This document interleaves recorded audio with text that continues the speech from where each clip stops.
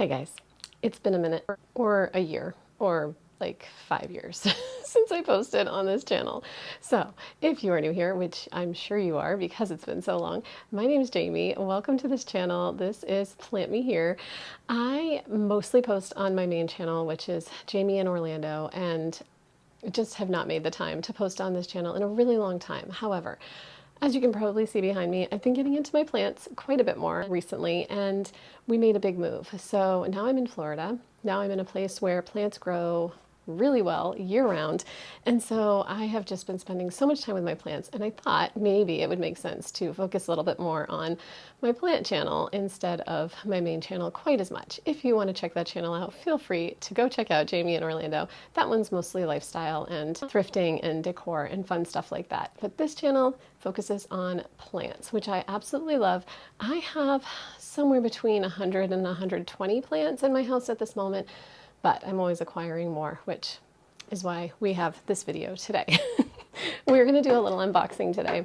I recently made a purchase from the Green Escape on Palmstreet, and so I thought I would show you what I got. I'm going to open this box on camera and we'll see what I got together. I have not opened it at all yet, so I'm excited to see how these plants look. If you're here, you're probably familiar with Palmstreet, but if you're not, Palmstreet is an app where you can go and buy plants and crystals and gems and reptiles. Like, they sell a lot of interesting plant-related things, and most of those things are purchased through live sales. Some of them you can go to the company's shops and buy them directly, but most of these things that they sell, mostly plants, are purchased through live sales. And that's where I got these plants. So the company that I ordered from, it's called the Green Escape. It's actually located in Eustis, Florida, which is not super far from me. And from what I've heard, I could go to the greenhouse and actually pick these plants up, but I don't feel like driving to that town. So I have them delivered to me. It took, I think I ordered these last Thursday, and today is currently a week later, exactly a week later on another Thursday. So it took a week for them to get to me, but they didn't get shipped until yesterday, and they only took a day to get here because the company is so close to my house. So anyway, I was watching their live sale when I was bored one day, which is never a good thing. And their shipping is only I want to say it's $12.50 for the first item, and then there's no shipping for any additional items. So if you're buying one plant, it makes sense to buy a few plants, right? That is what they call plant math. So I found one plant that I absolutely wanted, and then I was kind of just looking for two others or so that I could add to my box. I didn't have anything else in mind. I had one particular type of plant in mind. The other ones, I didn't really have anything in mind, so I just thought, if I see something cool, I'll order it. Something that I don't already have in my collection, something that I could probably take care of fairly decently. So behind me, what I have here is mostly Hoya. Hoya are probably my favorite variety of plants, but I also really like philodendron, and begonias are fun if I can keep them alive. So other than that, I tend to try to keep plants that I know I'm going to keep alive. I have a couple of anthurium. They're not doing super well. This one behind me, if you guys know, if anybody knows how to kind of like not have that brown end on the leaf happening, it's happening on all of these. This is an anthurium dark form crystallinum crossed with a magnificum, but all of the leaves are kind of like either yellowish at the very end or they have like a little brown tip. It might be my watering. I just use, you know, like the water that comes out of our tap, which is probably not great, but anyway. We're not here to talk about anthurium today. We are here to see what I got in my box from the Green Escape. So I have ordered from the Green Escape before and have had good luck ordering through them. I have had a couple of plants not make it in my care after they'd been here for just a short time, but that could have been my care, that could have been they're acclimating to my environment. Either way, I have ordered from them before, and I probably will again because I usually have really good luck. So let's start with the first plant. These, I will say, all come in very small packages because these are all starter plants. So a lot of the plants that the Green Escape sells on their lives are plants that are just starter plants, and that's how they keep their prices really low. So I don't think I paid more than $10 or $11 for each of these plants, plus the shipping. So I think my total was maybe $40, $45, something like that. And I got 3 plants. So the first one is a philodendron. I really, really like philodendron because 99% of the time I can take care of them really well.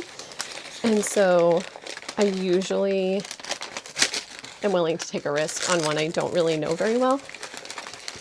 Also, because these plants are coming as little baby specimens, I am going to put in a little picture of what they look like as adult plants. In fact, with all of these, I looked them up to see what they would look like as adults before I bought them. So this is a philodendron, fibrosata phylum. Philodendron fibrosata phylum.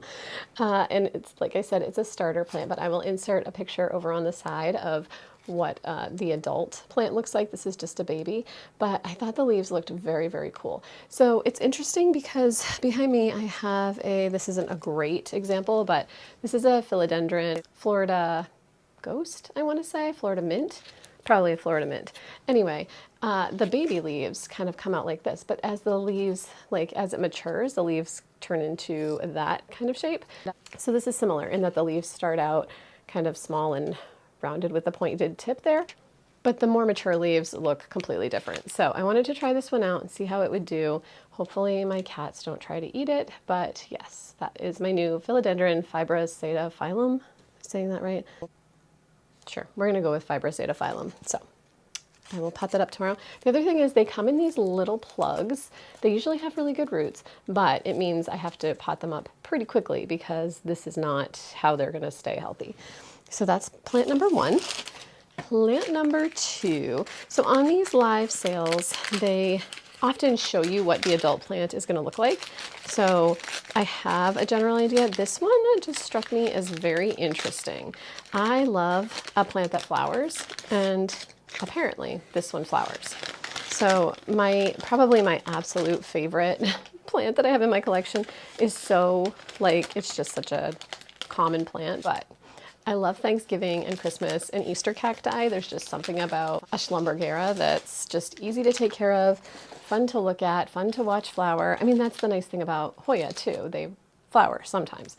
But this was a plant that I saw in the live, and if I can keep it alive, supposedly they get flowers that come off the stem, which I think is so different and interesting. This one already has a little mark here on it, but this is how the leaves look. It looks almost like a peperomia to me, but it's not a peperomia.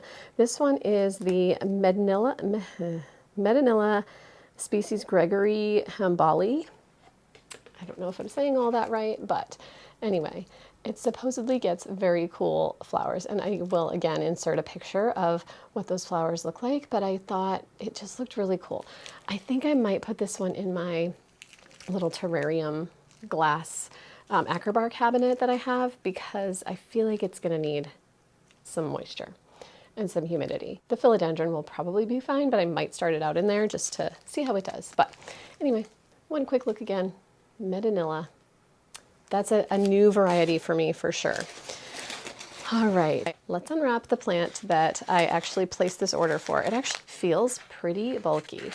So I had mentioned that Hoya are among my favorite varieties, and that is just, it's been that way for a really long time. I think my first Hoya was a Hoya Carnosa Crimson Princess. If you are into Hoya, let me know what your first one was, because I am so interested to know how people kind of got started with Hoya. So this is another Hoya. I'm gonna unwrap it. Some of the plants they had were, even though they were starters, they had tons of leaves. So, ooh, this one is no exception. Oh my goodness. Those others were pretty small starters. This one, okay. This one has tons of leaves. Let me take out all this batting so you can see. Oh my gosh, this is a big starter plant. This is, wow, this feels like it's been rooting for a really long time. So I feel like I'm gonna just need to get this one into soil ASAP and probably quarantine it from my other plants. I'm trying to be very careful about not, especially Hoya, because they're such mealybug magnets. I think mealybugs are so creepy, and I want to keep them away from my other plants as much as possible if they have them. I actually got rid of a plant recently because it had mealybugs on it, and it was so gross to me. So I don't see anything on this one. Didn't think to check the other two, but I will definitely do that. But this is a Hoya sigillatus. What else? Hoya sigillatus silver starter plant. And look at those cool leaves. I love a silver Hoya. I just think they're so cool. This one is not as silver as I would like it to be, and I'm not sure if it will get more silver leaves, but I also love when Hoya sun stress, so I'll definitely have this one near a window, probably somewhere on this shelf eventually, and just kind of let it sun stress and see how it looks. Isn't that cute? I love the speckles on the leaves, just love them. So I'm not going to touch any of my plants on my shelf back here, but I did get a Hoya croniana silver recently, and the silvery leaves, I just love them. However, I'm not sure how much it loves my environment, so I don't know how well it's going to do. So we'll see. But Hoya sigillatus silver, I am super happy with that one. All right, guys, that was everything. I have made a mess. I need to do some repotting in the next couple of days. Oh my goodness, I forgot we have company coming, so I will need to do some repotting tonight probably.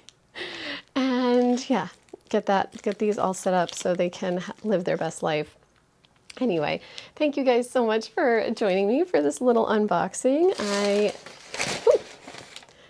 I'm going to do my best to try to be posting on here a little bit more frequently and trying to, you know, share some more plant content because I really, really love my plants and I love watching planty videos. So I thought, why not start to share some of my plant love here a little bit more because, yeah, plant people are just some of the best people I've ever met. So, all right, guys, thank you so much. I really appreciate you coming here to my channel and spending some time with me, and I will see you the next time I post. Bye.